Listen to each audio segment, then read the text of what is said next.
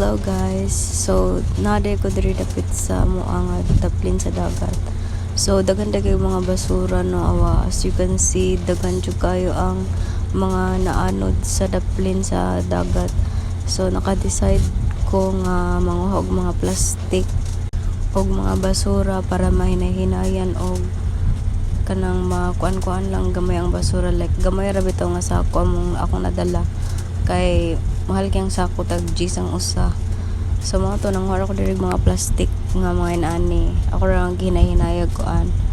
And then kay if na kay tulo ka kilo nga plastic kay mailisan mo na nimo siya sa barangay og 1 kilo nga bugas. Every 3 ka kilo nga plastic nga imong makuha magather kay equivalent na siya sa 1 kilo nga bugas. Sakto ba ko?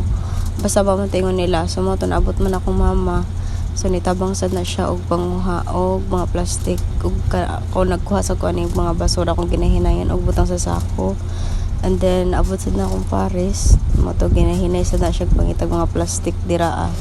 So daghan jud kaayo ang mga basura guys, dili jud siya maato og kana ganing hipos na mo kay haladay ang buntis dira day buti kuntihan diha na ipit na diha pa sige kog lingko diha pamunit og mga basura naglisod sad ko, so di jud mo makaya tanan og kuan hinlo diri.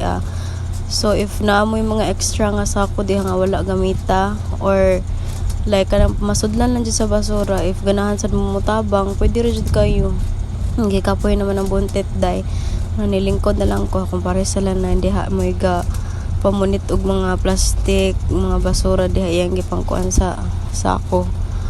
So kung wala mo lingaw or naa mo mga extra nga sako diha pwede ra jud kay mo tabang og limpyo para lang mahinlo ni ang dagat. Kay diri man ko maglakaw-lakaw every kuan hapon, and then lain sad kay maglakaw-lakaw ko ani no perti ka hugaw. So mo nang naka-decide mi nga amo lang hinay-hinayag limpyo, pero di man jud maato kay grabe jud kadaghan as in na pa na sa pikas.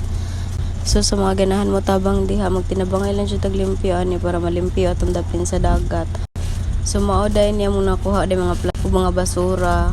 So nanguli na mi kay gipanggutom naman kapoy na sa